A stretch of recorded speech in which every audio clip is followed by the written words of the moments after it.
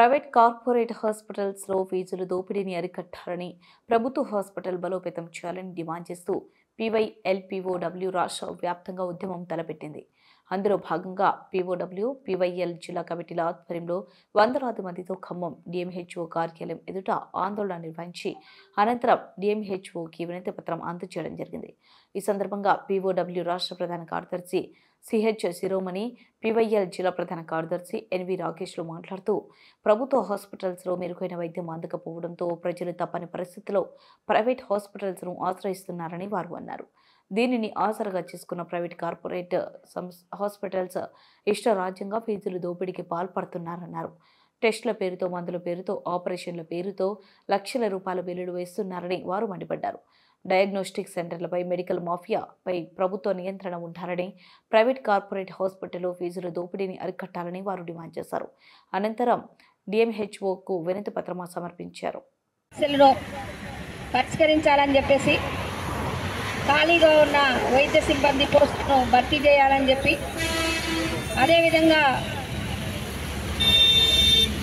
Medical మాఫియాని అరికట్టాలని చెప్పి అనేక దశల వారీ కార్యక్రమాలు నిర్వహించడం జరిగింది. దాదాపుగా జిల్లాలో ఉన్నటువంటి పిఎస్సీలు, సిఎస్సీలన్నీ సర్వే చేయడం అనేది జరిగింది. ప్రగతిశీల మహిళా సంఘం, ప్రగతిశీల యువజన సంఘాల ఆధ్వర్యంలో గత 10 సంవత్సరాల నుంచి నిరంతర కార్యక్రమాన్ని చేపట్టడం అనేది జరుగుతోంది. అధికారులకి వినతి పత్రాలు ఇస్తున్నాం, మంత్రులకి వినతి పత్రాలు ఇస్తున్నాం, సమస్యలు ఉన్నాయి, వీటిని పరిష్కారం చేయాలని చెప్తున్నాం. కానీ వాళ్ళు మాతో ఏవో మాటలు చెప్పి మేము ఇచ్చినటువంటి వినతి పత్రాలని ఎక్కడో చెత్తపుట్టలో వేసినటువంటి వైద్య సమస్యల మీద గత 20 ఏళ్ల నుంచి మనం సర్వే చేస్తున్నాం. సర్వే చేసి రిపోర్ట్ ఇస్తున్నాం.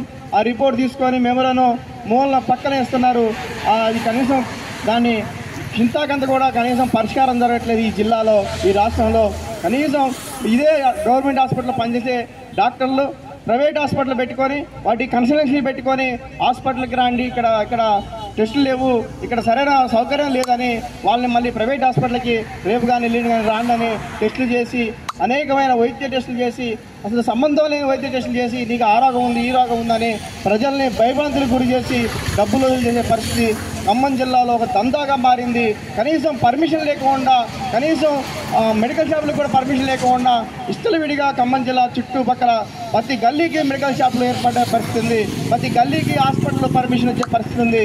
అంటే ఇక్కడ మొత్తం రాజకీయ పక్షాలు కానీ ఇక్కడున్న ప్రజల పట్ల కనీసం బాధ్యతల రహితంగా వివరిస్తుంది ఇక్కడ రాజకీయ పక్షాలు, అధికార పక్షాలు.